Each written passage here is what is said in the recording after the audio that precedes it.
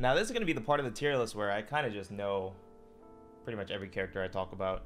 But just starting, let me move all the echoes to the bottom. Just that way we can kind of clear up the signs. You guys will easily know what characters we're going to be talking about. We're also going to keep the Mii's down here because I don't have that crazy amount of experience to really know where to place them. The only one would be Brawler. I think Brawler would be probably somewhere in this area, 30 to 40, if anybody was interested in knowing. But I'll just keep Brawler over here for now. No biggie. But let's start with top 30. It's going to be roughly ordered, not super specifically, but it'll probably get a little more ordered as we get to the top. Let's just initially start with what characters I think are in an area, and then we can work on ordering afterwards. So, starting it off, let's have the Smash 4 King, Diddy Kong. Now, Diddy Kong, as you guys have known, Tweak is starting to do a lot with this character, even online. I think this character is really, really solid. This character has really good top tier matchups, but sometimes this character just runs to a matchup where it just feels like an uphill battle from the start. Diddy does have a lot of really strong confirms, don't get me wrong, but there are a few areas where Diddy does fall short. Diddy is a small character, really good tilts, really good kill confirms, but I actually think it's pretty hard for Diddy to kill off of like really crazy straight hit on the ledge. It's still a little hard, and a lot of the other characters got like ramped up too in terms of power. While Diddy didn't really get ramped up, he's still a really solid character.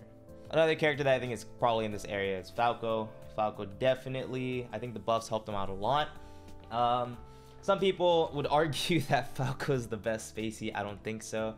I think Falco still kind of struggles from the fact that he doesn't have like consistent kill confirms. I mean, he does, but when it comes to like later percents, it's really hard for Falco to kill. He's got really good out of shield options. You have really good neutral. Your recovery still has a good amount to be desired. It's a lot better in this game, but you can still lose just from getting off stage. I think it's really rough for Falco, but he does have some of the best cutscene combos in the game. So Falco clearly is one of the stronger characters, at least to me. Now, I personally have a lot of trouble with this character. I've lost to this character many times. I don't know if I've taken a tournament set. Even though I was getting this character in 4, Ness, I can't specifically wrap my head around Ness in this game. His hitboxes are really good. He's a small character. He has amazing confirms now. This character is like incredibly solid. Air dodge giving a new mix-up to Ness as well when it comes to recovering makes Ness really, really good. Down smash, catching 2 frames kind of for free is also a very strong plus. I don't know the exact archetype. I think Ness would probably still like kind of lose to swords, just characters with more range than him that don't have to deal with his very strong buttons. But even then, like, Ness is still a very prominent character in this game. It took me kind of a long time to admit it, but now I'm just kind of accepted. Ness is really good in this game. Ness is really solid. A lot of people consider him like a matching character, but overall he's just a really good character. Might also be a matching character, but you know, you can be good and be a matching character. It's just a fact. Another character in this area, Greninja. I actually think Greninja's really, really good on paper, but when it comes to like, I guess, fighting a Greninja, I haven't fully experienced it. I haven't fully seen like the character be crazy strong. Well, I've seen the character be good. Like, again, we're talking about like high-end top tiers at this point. I think Greninja's amazing, but even like not having like a grab or great out of shield options, maybe Greninjas will start going for like parry dare into some other stuff. I'm not too sure, but there are a lot of ways you can pressure this character, and Greninja is actually a very great mobility character. I'm very happy with the way Greninja kind of works, in the fact that he doesn't have great out of shield, but he has great mobility. And the only problem I kind of have is it can be a little difficult to score a kill if you're missing your confirms. Kind of the same vein as Falco. If you don't hit your confirms, it's just really hard to get that kill. You have forward air, but if players, they're just like, you know, his only real like stray killing option, at least in the air, will be like fair or edge guards or like side B mix-ups, I guess. As long as you're aware of that, it can become really difficult for Greninja to actually nag that kill on you. Now this character, I think a lot of people think this character is very, very good. I'm not super convinced, but even then, this is still a really good part of the tier list. Terry. Terry, in my opinion, is one of the best, I guess, like, let's just say fighting game characters with auto turnaround. Terry has really good frame data on shield, really good hitboxes. Power wave is pretty solid. Crack shoot is really good. Like, this character, even when it comes to recovery, his recovery isn't as exploitable as a Tatsu. You have multiple recovery options. You have invincible at B. This character has a lot, and this character has go mode, which I'm personally not a fan of. I don't know if you guys are, but I don't enjoy getting my opponent to a specific percent and potentially dying for it. Smash 4 Nightmares. So overall, I think Terry's really good. I think the recovery isn't as much of a hindrance as it was initially sought out to be. On-stage game is really good, confirms are really solid. I know SDI does affect this character a lot, but it's pretty matchup dependent, which, you know, even getting into this upper tier of characters, sometimes you can be amazing, but you just might run into those matchups that doesn't seem too favorable, you know? Next character, Mega Man. A big part of this, I think, there's a very big point in time where I just think Mega Man's nuts, and I just haven't been seeing it that much. I think a lot of the Mega Mans are a lot more of offline players or Japanese players, so I don't get to experience Mega Man that much. I think it's a lot more difficult for Mega Man to flourish in this game, but Mega Man has some crazy Metal Blade confirms, don't get me wrong. I actually think Mega Man, even Fair and Bear are insane in this game. The only thing Mega Man kind of lacks is like a ground game, but Mega Man has a really solid grab, leaf shield mix-ups. This character has a lot going for them. Out of like these characters, it's another thing where like sometimes you just run into a matchup where they can just rush you down. I think that's the kind of archetype that Mega Man can struggle with. But even then, Mega Man has like just really consistent options to deal with majority of matchups. It's pretty insane. Next up is going to be Link Hyrule. As I guess the meta progresses, Link has very solid options, but he doesn't have like a crazy amount of solid options. It's like a few amount, I guess. As long as you're not getting caught by a lot of Link's jankier stuff and you can deal with the strong options, I feel like the character gets a little worse. The character has really good hitboxes, really good kill power. The recovery, you would think it's bad, but with bomb recovery, Link's recovery becomes a lot better. And overall, I don't see a world where this character is like bad, but I can put him at like the bottom of the higher end of characters, you know? I feel like out of the higher end of characters, he doesn't seem as overwhelming as a lot of the other characters can be, but it doesn't change the fact that it's really hard to get a W on Link. Like, getting a W on Link is just very difficult. He's a very solid character overall. Pretty happy with how he is in this game. Next is a character I have a lot of trouble with. A lot of people think this character is nuts. I also think he's nuts, but my opinion of him has been dropping the more I face him. Youngling. Now, rounding off this top 30, 22 and 21, I have to put Roy Crom. Me personally, I just don't think too highly of these characters. I think they have insane buttons. I think they have great mobility. I think their ground pressure is pretty good, but if you're fighting a character where they can punish your jab on shield, I feel like the whole dynamic of the matchup changes. Your ground pressure is completely different. You do, especially with Roy, a little less with Crom, but it's still there. You have the big pressure of being able to kill your opponent horizontally when you're in advantage state, but you also risk that from your opponent because your recovery just isn't too great.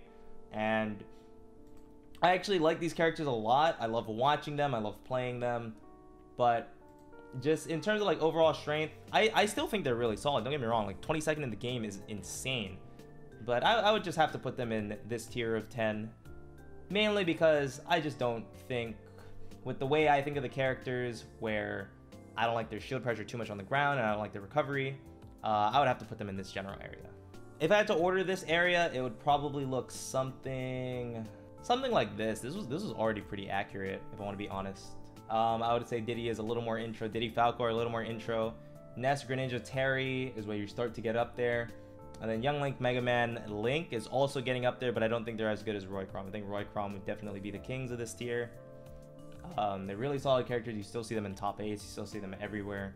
So this means we're going into our top 20. Ooh, this is gonna be spicy. And the very first character I'm gonna put here, I mean, everybody's been waiting for it, Sheik. I mean, I think highly of this character. I play the character a lot. I kind of understand the matchups, where the meta is evolving. As I've talked about it in previous videos, I'm a very big fan of mobility. I feel like with mobility, you can play pretty much any matchup, but Sheik just happens to have mobility, frame data, good recovery, and needles is also an aerial that just skill confirms.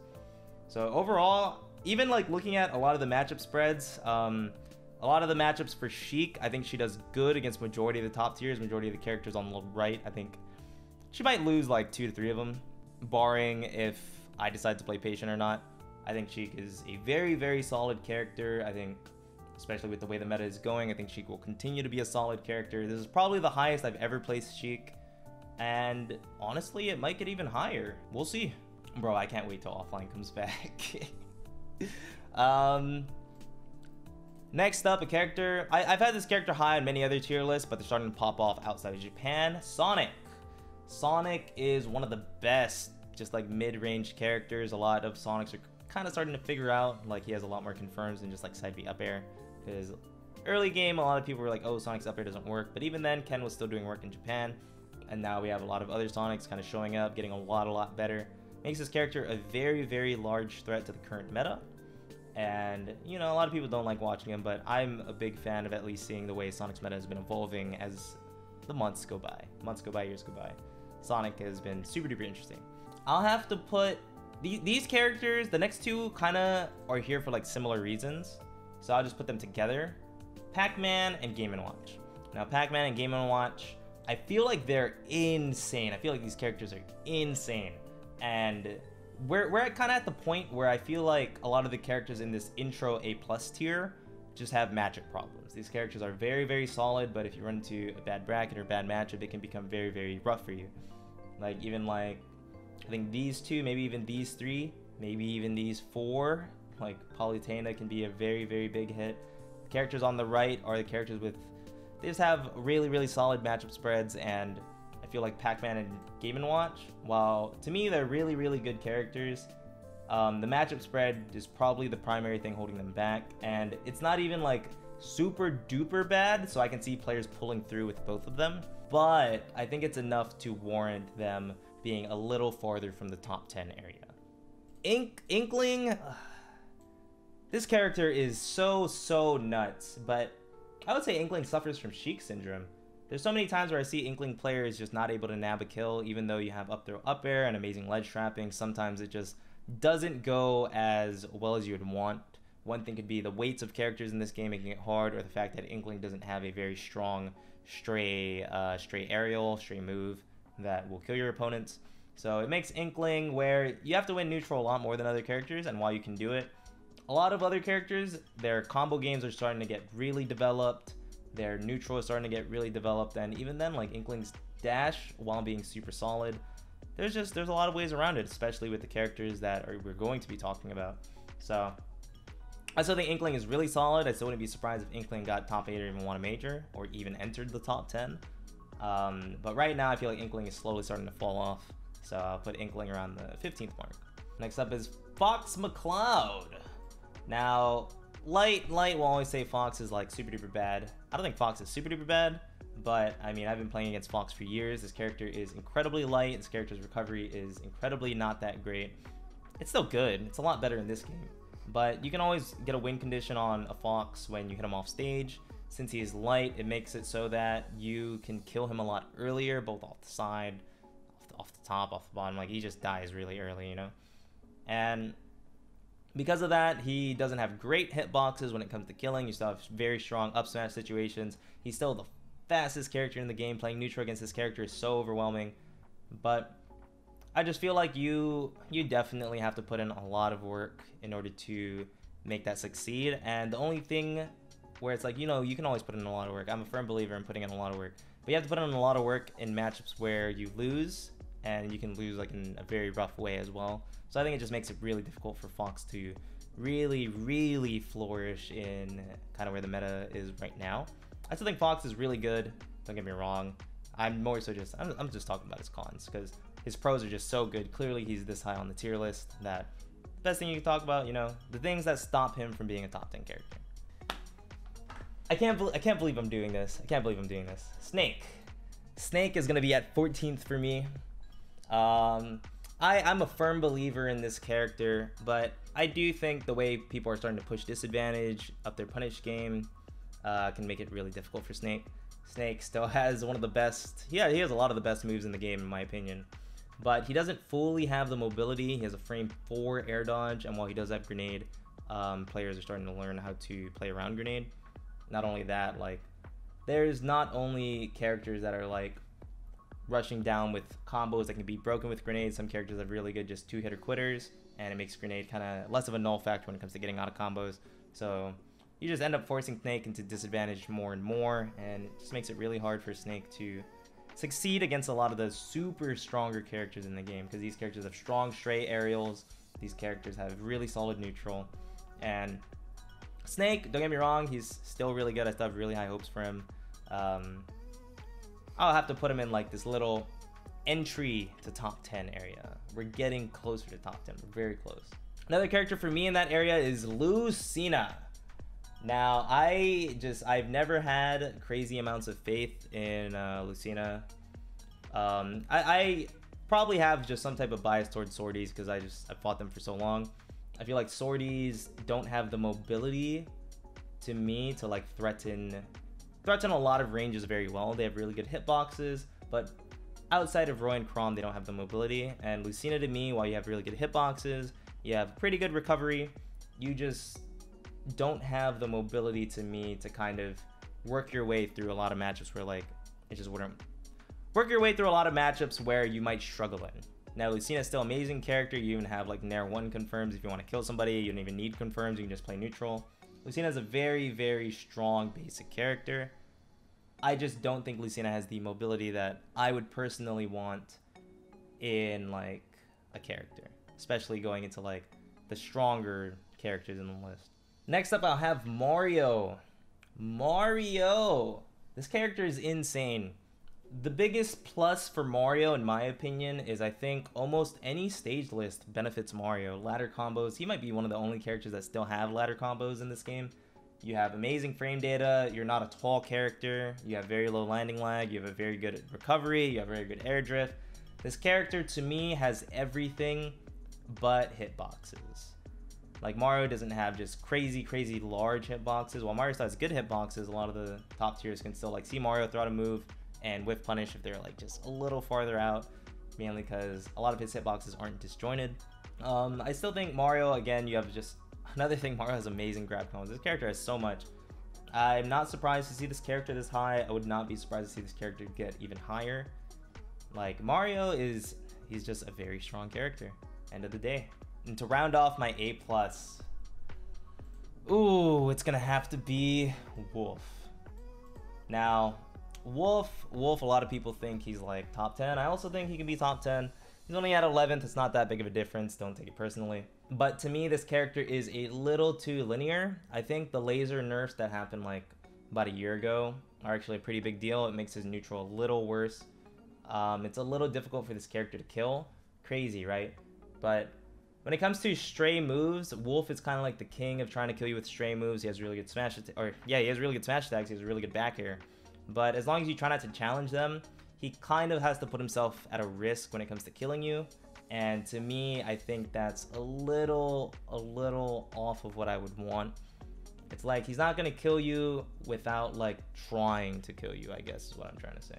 Not only that, his recovery is not too great. While he does have great air mobility, frame 2 air dodge, the works. I just think at the end of the day, you can always edge guard a Wolf as well. And you just need to avoid just kind of the more linear like kill confirms that or I guess not even kill confirms, just kill moves that he's going to be trying to go for.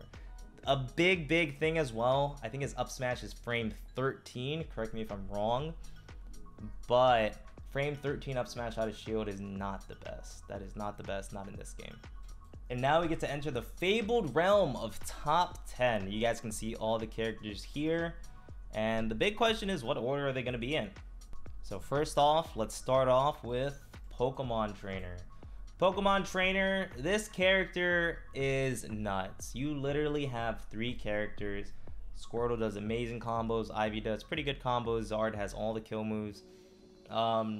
But one thing with this character that's kind of rough, while you do have a frame 1 out in terms of combos, you do have to give up being the character that might be beneficial. And if you don't give up the character that's beneficial towards the matchup, then, you know, you're taking a lot more damage than you could. So while this character does have a lot going for them, I think this character might be slowly moving more downwards as the days go by. And that's not even that much of a bad thing, honestly. Like, moving from, let's say, like potential top 5 to even like top 15, you're still an incredibly solid character. This character is still going to make waves in tournaments, and to me, I just feel like the character might just be getting worse over time. Next up is a character that always shows up high on tier lists, but does not have the results to fully back it up. Shulk. I think Shulk is nuts. Oh my god, this character has amazing range. You have all the colors of the rainbow just to kill your opponent or rack up damage. And this character, you still have a lot of tech as well. You still have a lot of tech to implement. Shulk players could eventually just become insane with them.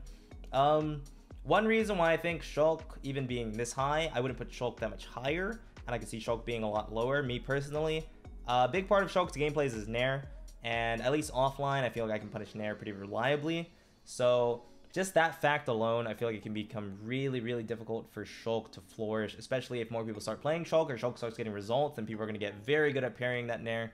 And that's honestly, if you parry the Nair, you get a free opening on Shulk.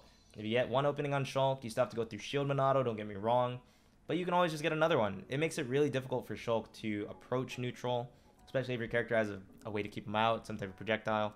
So I personally cannot see Shulk being that much higher, but I can see him get lower, especially as time goes on. But to me, Shulk is just, he's nuts. He's insane. Next up is the Buzz's mid-tier hero, aka Olimar. I think this character is insane. The biggest plus, side B just has so many things going for it. It does a good amount of damage, goes pretty far across the stage, very low lag, adds hit lag to your opponent when they try to like destroy the Pikmin. And you can always just pull another Pikmin, like it's not that crazy, right? One of the biggest cons of Olimar is the fact that he's really light, so if you get him off stage, like the recovery, you can only mix it up so much. You can kill Olimar incredibly early when he's off stage, and I feel like that really sucks. As much as I personally don't like Olimar, I still think Olimar is a really strong character, but he has clear-cut cons. Even with Whistle Auto like combos, you can still kill him really early, both again when he's recovering or when he's on the ledge, and I feel like that type of con can really hold a character back. It can really hold a character back. I think this character has the best offline results overall. It used to be Snake, but I think it's been moving more towards Rob lately. Rob, this is another character where, yeah, you can parry Nair. Don't get me wrong, I do think that's going to happen more over time. But this character has a lot of mix-ups. You have very good camp game. You have, in my opinion, the best down tilt in the game. You have fair out of shield. Your recovery is a lot better than Olimar's, where I said Olimar's is like very exploitable. Rob's has a lot more mix-ups, and Rob is also heavier, so you're not going to kill him that early in disadvantage. Big problems with Rob is that he doesn't really have crazy frame data. I think he has a frame 3 air dodge, which is a blessing for being such a large character. And like, you have the opportunity to cheese your opponents at probably earlier percents than any other character in the cast. Maybe like Smash Shulk might get it before, but you just have very strong true combos that can cheese your opponent like pre-50, which is very, very insane on a character with such good survivability. So I think Rob he's an insane character to me. Rob also, a lot of people say he has like really bad matchups. I just don't see it that much. I think Rob, in terms of results, is very consistent. I always see Rob just pulling something off. And the fact that you always have your own win condition makes it so that this character will always be like pretty dang solid. This is where it gets hard. I'll probably have to put this character here. I think out of these 5, this character has the worst neutral, Wario. If a character at this level has a worse neutral, you kind of have to take more risks. You have to put yourself out there a lot more in comparison to the other 5 on the right. And Wario, while you do have some of the biggest punishes in the whole game, you have to work for it. And it can be really difficult when A, your opponent either has more mobility than you, or B, your opponent outranges you, which could be a lot of the characters that are coming up. I think Wario is still really solid, but when you're fighting top players, playing top characters, it'll be an uphill battle. Even with your hit confirms, even with like your pretty good recovery with Bike, it can still get edge guarded, you know. You're fighting against like super top characters, but Wario will still like body a lot of other characters. Even if you have to approach people, you still have pretty decent options for that. It's not like it's the worst thing in the world.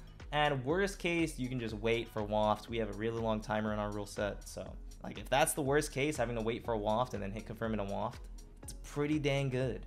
Now 5th, this character has, to me, the least mobility out of these 3, Peach. Peach, in a lot of situations, Peach will have to box you out. Peach is a very floaty character, which means Peach's air dodge isn't too great. It's frame 3. It doesn't fall like as fast as fast fallers, of course. So it's going to take quite a bit to get to the ground. And Peach has really good hitboxes, at least like if you have back air. But if you're hitting Peach and you're hitting Peach from the front, it can be really difficult for Peach to get out of combos or out of disadvantage. Peach is still really floaty, so Peach has to either land on top of you or go to the ledge.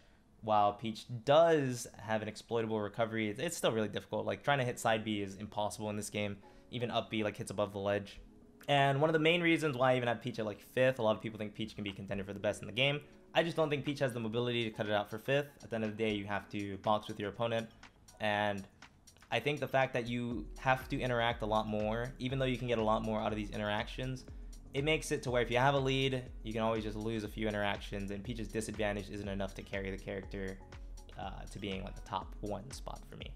For the number 4 spot, I thought about this a lot, but I think I'm gonna have to go with Palu. Palu is kind of in the same vein as Peach, not so much in the range category or the speed category. Palu's pretty fast, but one cool thing about Peach is Peach has ground float for ground options, which is very, very great. Peach also has down tilt. Palu doesn't have ground options. Palu's ground options is grab and dash attack, which doesn't help too much when your opponent's already in, but Palu is incredibly, incredibly good at zoning you out, keeping you out of getting that opportunity, and Palu has the mobility both on the ground and like just short hop fast fall speed to kind of negate those interactions, you know?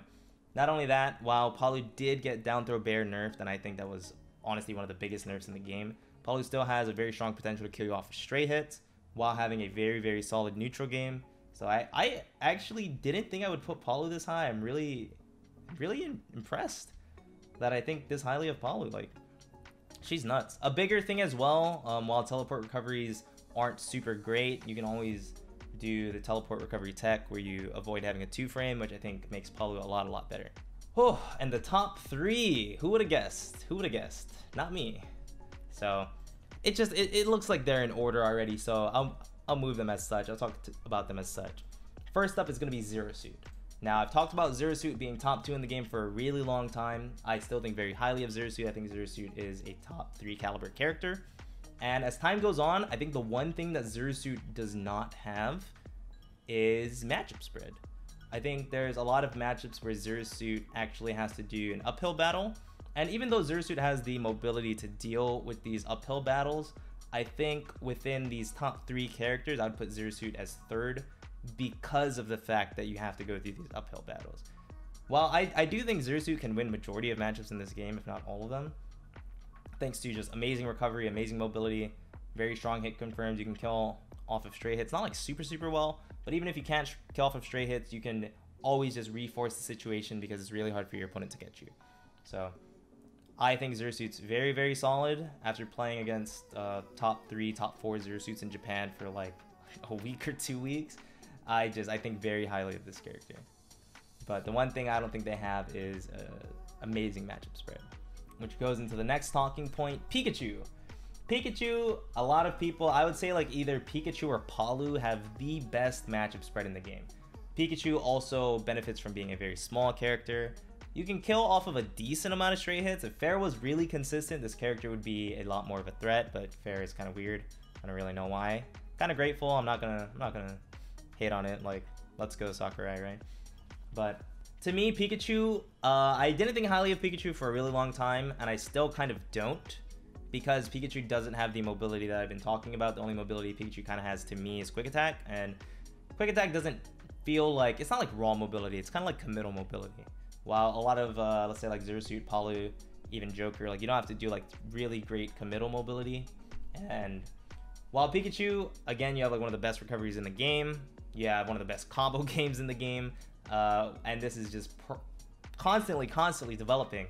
To me, Pikachu just doesn't have that mobility that I personally see in like a character. Pikachu will kind of have to interact with you a little more than Zero Suit, Palu, and Joker, but just the sheer matchup spread on Pikachu, to me, makes Pikachu such an amazing character just overall. Like, versus the whole cast, Pikachu is probably your best bet. And that goes to the last character of the bunch, Joker. Joker, to me, is still the best character in the game. I don't know many characters that really destroy Joker. I personally, out of Joker's flaws, I would say, while he does have he has great mobility, he can kill you off straight hits, great dash attack, throw combos, Projectiles, pretty good recovery. I think the fact that Arsene recovery is so bad, it's just, it really makes me wonder. There's been a lot of situations recently where I hit a Joker off stage at like 70-ish, no double jump, Arsene, he's pretty much dead, right? And I feel like as the meta progresses and people understand, one, Joker is a character that only has frame 3 outs in terms of getting out of a combo, and I feel like you can push that really hard. He doesn't have frame 2 outs. A lot of these characters actually don't have frame 2 outs, but the fact that Joker only has frame 3 outs and he doesn't have like amazing hitboxes anyway, I think you can push that really hard. I think you can push edge guarding him really hard, but it's very scary because Joker's advantage state is amazing due to the mobility he has, due to the disjoint on bear, dash attack, projectiles. Like, getting out of the corner versus Joker is going to be very, very hard, and even getting a stray hit on Joker in neutral is going to be very, very hard. And Joker, even like Zero Suit, Palu, they're very big reasons why I value mobility very highly in this game, because even if you're at a disadvantageous position, you can use that mobility to force an advantageous position. Or if you're at kill percent, you can use your mobility to just get out of a lot of situations that just feel bad, maybe reset back to neutral. I think having mobility works incredibly, incredibly well in this game, and Joker honestly just has some of the best. So with this is pretty much my top 30. This is about the only area I really ordered. Top 30 to 40 is like kind of ordered, and then the rest is kind of just like general areas. Echoes might be ordered, who knows. But I hope you guys enjoyed watching. I mainly just wanted to put my thoughts out there. A lot of people ask me about my own tier list, how I think of respective characters, and I don't think about it often, so I think it's cool to put my thoughts out on paper. And I do know I don't think of the game kind of as similarly as a lot of other people. I think of the game a little differently. I guess it gives me like that top player perspective, you know? But again, thank you guys for watching, especially if you watched all 3 videos. I really appreciate you. Hope you guys enjoyed hearing me talk about the game. I like talking about Smash. I like talking about characters' strengths and weaknesses, all that jazz. So really, really thank you. Like, I mean it. If you want to hear my reasoning for most of the characters, you can always go to the respective videos for it. And, you know, this won't be the end of tier lists on my channel. Like, I really hope, because I'm sure a lot of people are very interested in what I would have to say regarding the game, and I have a lot to say. So, hope to see you guys at the next video. Take care. Peace.